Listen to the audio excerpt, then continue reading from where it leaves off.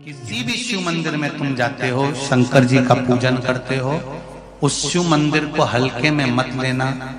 ये मन में विचार कर कर पूजन करना कि मैं 12 ज्योतिर्लिंग का पूजन इस मंदिर में कर रही हूं। शंकर का कंकर और कंकर शंकर कभी अलग नहीं हो सकते। जो 12 ज्योतिर्लिंग का स्वरूप होता है वही आपके नगर में, आपके गांव में, आपके मोहल्ले में, आपके क्षेत्र में, जिस गांव में आप पूजन करने जाते हो, शंकर का अनुमोदन करने जाते हो, उस गांव में जो शिवलिंग है उसका भी बल बड़ा बड़ा।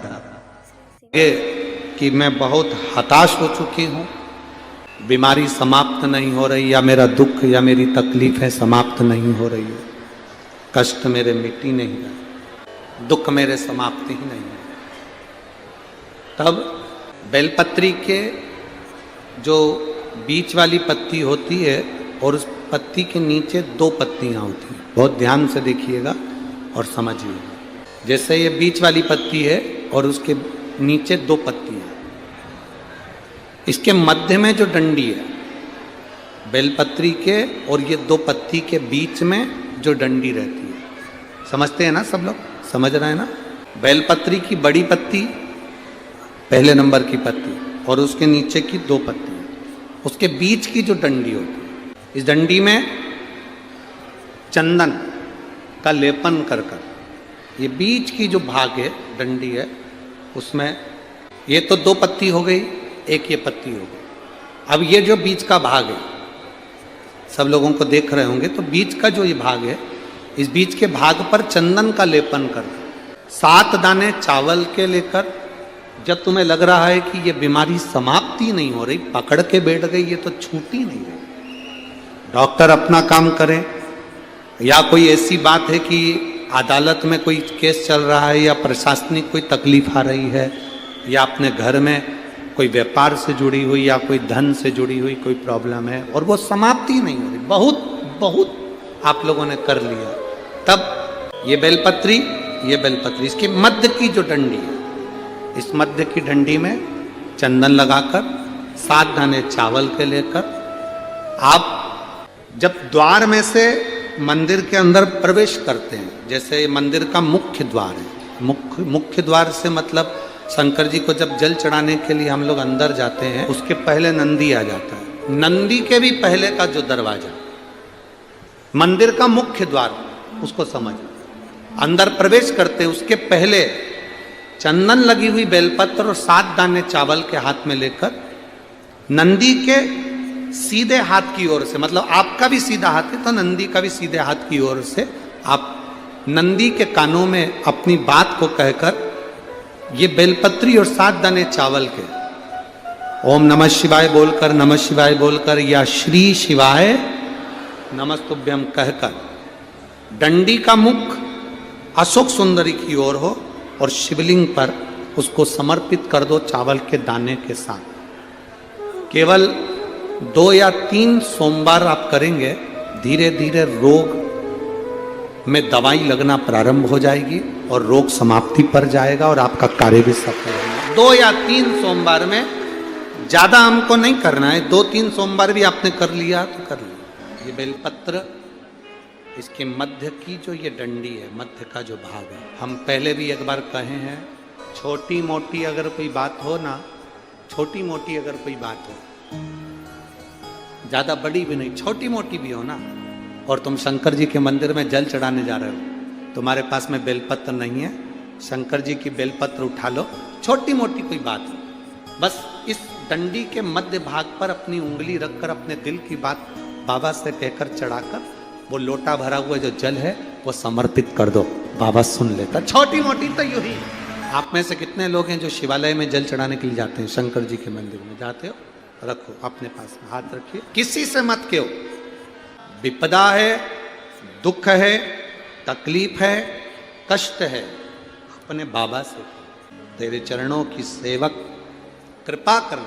बृहस्पति महाराज ने अपनी माता स्मृति का कहना माना और प्रवास क्षेत्र में जाकर बृहस्पति बाबा ने शिवलिंग का निर्माण करा, पार्थिव शिवलिंग का निर्माण कर कर पूजन करना प्रारंभ। बृहस्पति बाबा ने जब पार्थिव शिवलिंग का निर्माण कर कर पूजन करना प्रारंभ करी, माताएं आकर कहती थी नहीं हो सकता, शिव नहीं सुनेंगे। इंद्र ने देखा और इंद्र ने देखकर बृहस्पति बाबा की हंसी उड़ाई। क्या शंकर जी पे जल चढ़ाने से शंकर सब कुछ दे सकते हैं? इंद्र हंस रहा है, इंद्र को हंसी आ। जब व्यक्ति को बहुत सारा ज्ञान का अजीर्ण हो जाता है ना, अहंकार ज्यादा बढ़ जाता है, सत्ता का मद बढ़ जाता है, जब व्यक्ति को बहुत अभिमान घेर लेता है और उसको लगता है कि लोग मेरी सुनते हैं, तो वो कुछ भी बोल देता है। जिसके शरीर में कहीं गांठ पड़ रही हो, चाहे वो बच्चादानी में हो, चाहे वो चेस्ट में हो, चाहे कहीं पर भी हो, शिव जी पे चढ़ा हुआ जल जब हाथ में झेलो, हाथ में जब झेलो, तब उस समय पर या तो पंचाक्षर या श्री शिवाय नमस्तुभ्यं मंत्र का जाप करते करते लेकर शिव जी की चढ़ी हुई एक बेलपत्री को लेकर शंकर भगवान के मंदिर के ही बाहर वीरभद्र का नाम लेकर, मणिभद्र का नाम, वीरभद्र नहीं मणिभद्र का नाम लेकर, जो भगवान शंकर के गण हैं, दरवाजे के द्वार पर है, मणिभद्र का नाम लेकर दरवाजे के बाहर बैठकर उसका आचमन कर कर उस बेलपत्री को वहीं पर खाना चालू कर दो। भले हफ्ते में 2 बार खाओ, धीरे धीरे गांठ गलना प्रारंभ हो जाएगी। मणिभद्र का स्मरण दिल से कहूं आप लोगों से, आप स्वीकार करिएगा, दुख की घड़ी में कोई आए चाहे ना आए, अगर आपने दिल से, कर्जा हो गया, समस्या विकट हो गई, तकलीफ बढ़ गई, दुख बढ़ गया, आप शंकर भगवान के मंदिर में जाकर, ये जरूरी नहीं है कि आप सीहोर आए या कहीं जाएं, आप तो आपके घर के पास में जो शिव मंदिर हो, उस मंदिर में 1 लोटा जल चढ़ाना चालू कर दो, वो धीरे धीरे दुख काटना प्रारंभ कर दे, काटेगा दुख। बस जल चढ़ाने का एक नियम है शिव जी का। शंकर भगवान को जो जल चढ़ाया जाता है दुख काटने के लिए, तकलीफ काटने के लिए, कष्ट मिटाने के लिए, तो एक नियम है शंकर भगवान का जल चढ़ाने का जो नियम है। जल चढ़ाने का नियम है, जब हमारे ऊपर दुख होता है, तकलीफ होती है, कष्ट होता है, बड़ी दिक्कत परेशानी होती है, तो हम जल चढ़ाते हैं। तो उस जल को चढ़ाने का नियम है, पहले गणेश जी का स्थान, कार्तिकेय का स्थान, अशोक सुंदरी की जगह, फिर माता पार्वती की पीठी का, उसके बाद जलाधारी को स्मरण कर कर जल धीरे धीरे शंकर भगवान पर छोड़ा जाता है। जब धीरे धीरे शिव जी पर जल चढ़ाएं, उसके बाद में आप अपने मन की कामना जब जल चढ़ाते जाएं और बाबा से कहते जाएं, बाबा रोज कामना कहने की जरूरत नहीं है, एक बार आप कामना करो और उसके बाद जल चढ़ाना प्रारंभ करो, और उसको कहना जरूर, तेरे दरबार से कोई खाली नहीं गया मेरे शंभू, मैं नहीं जानती, मैं तो इतना जानती हूं कि कंकर शंकर है और तू सुनता जरूर है। ब्रह्मा ब्रह्म लोक में है, भगवान विष्णु वैकुंठ लोक में है, पर मृत्यु लोक में मेरा देवाधिदेव महादेव है, मेरी सुनेगा जरूर। और बाबा से विनय कर कर आप आइए। जल चढ़ाने का नियम, अगर दुख है, तकलीफ है, कष्ट है, तो ऐसे चढ़ा दो, और अगर मन कर रहा है डायरेक्ट शिव जी पे चढ़ाना हो तो तुम्हारी मर्जी है, उसमें कोई मना नहीं। शिव तत्व किसको कहते हैं? शंकर का गुणगान, शिव का स्मरण, भगवान शंकर का मंत्र जाप किसको कहते हैं? ये वही समझ सकता है जिसके भीतर शिव समाया होगा।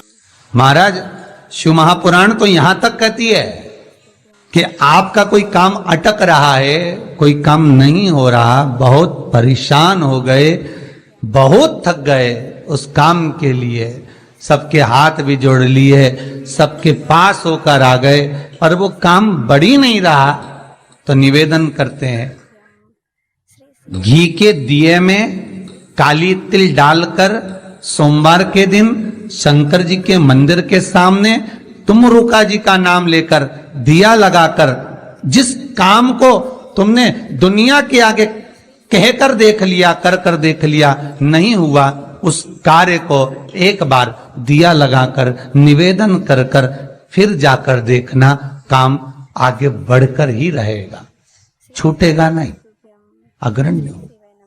कोई सहज नाम नहीं है तुमरुका जी का। कौन है तुमरुका? जिसका व्याख्यान शिव महापुराण में बारंबार आता है, जिसकी भक्ति की श्रेष्ठता देवऋषि नारद से भी प्रबल मानी गई है। देवऋषि नारद को तो कई बार अभिमान आ गया, एक बार भगवान विष्णु के सामने जाकर कहते हैं कि मेरे बराबर नाम नहीं लेता कोई तुम्हारा। भगवान शंकर के सामने जाकर कहते हैं कि कामदेव को मैंने जीत लिया। ब्रह्मा जी के पास जाकर कहते हैं कि सृष्टि का निराकरण करना आपका काम है, पर मैं सारी सृष्टि का भ्रमण कर लेता हूं एक क्षण में। जो देवऋषि नारद इंद्र के सामने जाकर कहते हैं कि तुम्हें सत्ता का आधिपत्य जताना नहीं आता, आधिपत्य किसे कहते हैं वो जानते नहीं हो आप। वो देवऋषि नारद जिनके भीतर भजन का बल, तप साधना का अहंकार इतना ज्यादा हो गया था कि देवताओं को भी कई बार देवऋषि नारद को नीचा दिखाने के लिए बंदर का मुख लगाना पड़ा था, अहंकार को छोड़ने के। पर उसमें भी प्रबल, तुमरुका जी जो शिव महापुराण की कथा कर रहे हैं उसमें भी प्रबल, जिनका नाम मात्र, पहले भी कहा, जिस नारी का गर्भ ना ठहरे, रजस्वला धर्म का 7वां दिन, जब नारी 6 दिन तक काम ना करे, 7वां दिन रजस्वला धर्म का, सफेद आंकड़े की जड़ को बुलवाकर उसको शंकर भगवान के शिवलिंग पे से तुमरुका जी का नाम लेकर 21 बार घुमाकर कमर में लाल धागे में बांध ले, 3, 4, 5 महीने में ज्यादा से ज्यादा गर्भ ठहर जाए।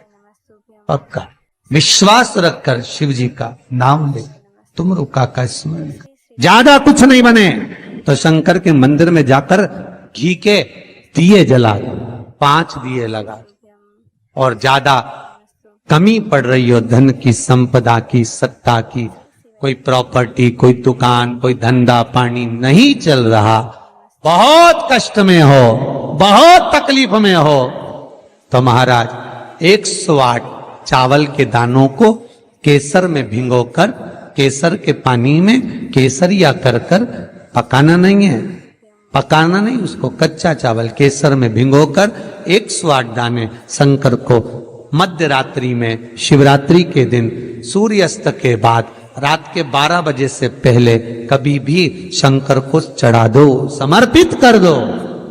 और वही अक्षत के दाने उठाकर वापिस रख लेना ब्रह्म मुहूर्त में सुबह 4 बजे, बस फिर बाबा पे सौंप देना। जितनी शिवरात्रि आती जाएंगी उतना धन बढ़ता चले जाएगा बाबा पर। संपूर्ण इतने उपाय हैं और सारे उपाय यहीं से बताए जाएंगे, नीचे से कुछ नहीं। नीचे उतरने के बाद हमें कोई मतलब ही नहीं, हम क्या बोले ना बोले हमें उससे मतलब नहीं। ये व्यासपीठ श्री सुखदेव जी की है, ये व्यासपीठ श्री व्यास जी महाराज की है, ये व्यासपीठ श्री सूत जी महाराज की है, और ये व्यासपीठ इन सबसे पहले मेरे देव अधिदेव महादेव की है, जिन्होंने अमर गुफा में अमर कथा माता पार्वती को श्रवण कराई थी। बाकी के तो सुखदेव जी, व्यास जी, सूत जी, ये सब बात के, पर सबसे पहला वक्ता मेरा शिव है। तो ये शंकर की गादी पे से जो निकल गया, शंकर की गादी पे से जो बोल दिया, बस उसका अनुभव आप करो और कर कर जरूर देखना, उसका अनुभव कर कर। सुबह 6:42 पर इंदौर से किसी बहन का फोन था, रोते हुए आया था। आप लोग कहेंगे तो मैं नंबर भी दे दूंगा, समीर जी के मोबाइल। 6:42 पे फोन आया था और रोते हुए फोन आया था कि मेरा एक ही लड़का है और वो वेंटिलेटर पर पड़ा हुआ है। रात को 1:30 बजे से, मैं 1:30 बजे से परेशान हो रही हूँ, फोन पर फोन लगा रही हूँ, रात को कोई उठाया नहीं, सुबह तक लगा कर देख रही हूँ। 6:42 पर फोन, प्रयास रहता है सब उठाते हैं, रात को सब सो गए, सुबह लेट नींद खुली, हम ही हाथ में फोन आ गया और हमने उठा लिया। हमने कहा बहन क्या बात है, बच्चा वेंटिलेटर पर है, उपाय करा कोई सा? डॉक्टर अंदर जाने नहीं दे रहा है। बच्चे के कपड़े हैं घर में, है पुराना कपड़ा है जो पहनता हो रोज डेली में, कोई लोवर टी शर्ट कुछ ऐसा, हाँ है, बस उस कपड़े को रख, एक कलश में अच्छा पानी भर ले और उसी में दूध डालकर, बेलपत्री डालकर शिव को समर्पित करना प्रारंभ कर दे। 11:30 बजे दोपहर में फोन था, वेंटिलेटर हट चुका है और बालक स्वस्थ हो गया। करना आपको है, हम तो केवल बता सकते हैं, और वो भी ये शिव महापुराण में जो लिखा होगा, स्कंद पुराण में जो दिया होगा, इन पुराणों में जो होगा वो बताना है, इससे हटकर कुछ नहीं। ऐसी फालतू बातें ढेर सारी तो बताने वाले ढेर सारे पड़े। पत्रिका दिखाने जाओ, तुम्हारे ऐसा कर देंगे, वास्तु शास्त्री के पास जाओ, ये पाइप बदल दो, ये कमरा बदल दो, ये जगह बदल दो, किसी के कोई के पास भी जाओगे तो कुछ ना कुछ तो दे ही देगा। और यहां से तो केवल मंदिर में आज त्योहार वाला दिन है, सावन का दिन है, शिवरात्रि का दिन है, भगवान के तो सभी भगत आएंगे, हजारों लोग आएंगे। भाई सास अगर बीमार है तो मिलने तो बहन बेटी भी आएगी, कोई भी आएगा, भले तुम्हारा लड़ाई हो चाहे झगड़ा हो, आएंगे तो सब ना। नहीं आएंगे तो लोग कह देंगे बताओ अम्मा बीमार पड़ी रही और जीजी एक दिन देखने नहीं आई, बोलेंगे कि नहीं बोलेंगे। सावन का सोमवार शिवरात्रि का दिन अगर कोई शंकर के मंदिर नहीं जाएगा तो लोग क्या कहेंगे, बताओ आज शिवरात्रि के दिन घर में पड़ी हुई है, भगवान के मंदिर नहीं गई, कितना बुरा लगेगा। घर में सास बीमार पड़ी रहे और नंदों से कितनी भी लड़ाई हो, भाभियों से कितनी भी लड़ाई हो, देवरानी जेठानी से कितनी भी लड़ाई हो, अगर एक नहीं आए ना, अभी देवरानी देखने नहीं आए तो जेठानी आग लगाने में पीछे नहीं हटेगी। देख लो सास ने पूरा भर दिया, एक दिन देखने नहीं आई, देख लो। अरे बोलो तो जितने ऑनलाइन सुन रहे हो, सही है कि गलत है, तुरंत कहिए। और शंकर भगवान की आराधना कोई तो निवेदन है, जिस दिन भगवान शंकर का उत्सव हो, जिस दिन कृष्ण जन्माष्टमी, रामनवमी, शिवरात्रि, श्रावण का महीना, जिस दिन भगवान के यहाँ उत्सव हो, निवेदन हो, उस दिन सब दर्शन करना चाहेंगे, सब मिलना चाहेंगे। पर कुछ लोग 1000, 2000, 5000 की रसीद कटवा के शंकर जी के आसपास ऐसे बैठ जाते हैं कि इनके बाप की जागीर है, दर्शन भी नहीं करने देते, पानी तक नहीं चढ़ाने देते। उधर जाइए, दिख नहीं रहा अनुष्ठान चल रहा, दिख नहीं रहा सेवा चल रही है। शंकर भगवान, पार्वती जी बोली बाहर लोग खड़े हैं, शंकर भगवान बोले अपन तो खुद इनके 2000 में पड़े हैं, बैठे रहो। बिक गए 4000 में, 2000 में, 5000 में। मंदिर में भगवान को बेचना नहीं है। फिर कहूंगा कुआं, बावड़ी, तालाब और भगवान, गुरु, संत, साधु सबके लिए होता है, किसी एक का नहीं। अर्चना करना है, आप एक कोने में बैठ जाओ, मट्टी का शिवलिंग बना लो। उज्जैन गए होगे, काशी गए होगे, वहां पर अंदर ले जाकर तो थोड़ा सा जल चढ़वा दे। सब बोलिए एक बार जमकर, श्री शिवाय नमस्तुभ्यम।